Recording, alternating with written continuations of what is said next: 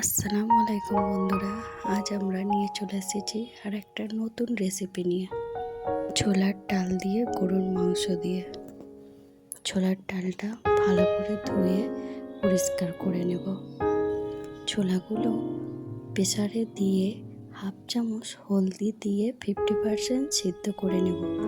দুটো সিটি হলেই হয়ে যাবে।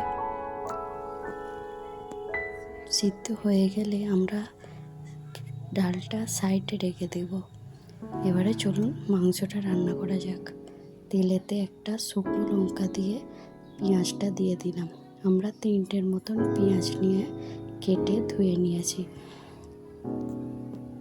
পেঁয়াজটা যতক্ষণ লাল হবে ততক্ষণ আপনাদের বলে দিই, আপনারা আমাকে কেউ সাবস্ক্রাইব করছেন না, প্লিজ সাবস্ক্রাইব করে দিন। পেঁয়াজটা হালকা বাদামি হয়ে আসলে 1 চামচ হলদি আর হাফ চামচ লঙ্কা গুঁড়ো দিয়ে দেব। আমরা বেশি ঝাল খাই না বলে ওই কারণে হাফ চামচ দিলাম। 1 চামচ ধনে গুঁড়ো দিয়ে দেব। ঝালটা আপনারা আপনাদের পরিমাণের মতো নিয়ে নেবেন। এরপরে নাড়াচাড়া করে আদা রসুন বাটাটা দিয়ে দেব, দিয়ে নাড়াচাড়া করে নেব। আমি জানি আপনাদের হয়তো আমার ভয়েসের তার একটু অসুবিধা হতে পারে, বাট অ্যাডজাস্ট করে নিন, প্রথম তো। এবারে নুন দিয়ে দিলাম, নুন দিয়ে নাড়াচাড়া করে মাংসগুলো দিয়ে দেব।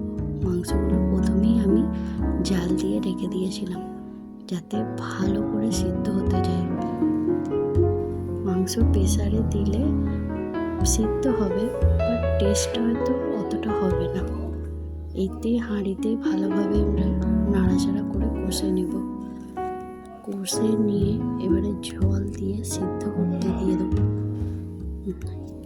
আমরা 1 চামচ গরম মশলা দিয়ে দিলাম। এবারে জল দিয়ে দেবো, জল দিয়ে সিদ্ধ করতে দেবো 90%। এবারে আমরা হাফ কাপের মতন মসুর ডাল ভালো করে ধুয়ে রেখেছিলাম, সেটা এবারে দিয়ে দিলাম। দিয়ে ভালো করে নাড়াচাড়া করে নেব। মসুর ডালটা আমরা আগে থাকতে সিদ্ধ করে নিইনি, কারণ আমরা জানি মসুর ডাল সিদ্ধ হতে বেশিক্ষণ সময় লাগে না। চলো এবারে সিদ্ধ করে রাখা ছোলার ডালটা দিয়ে দিলাম। দিয়ে বেশিক্ষণ আর যাবে না, একবার নাড়িয়ে নেব যাতে। এবারে 5 মিনিটের মতন চাপা দিয়ে রেখে দেব। তারপরে তৈরি হয়ে যাবে আমাদের স্পেশাল ছোলার ডাল দিয়ে গরুর মাংস। আপনারাও একবার বাড়িতে ট্রাই করে দেখবেন, ইনশাল্লাহ বলতে পারি আপনাদের ভালো লাগবে।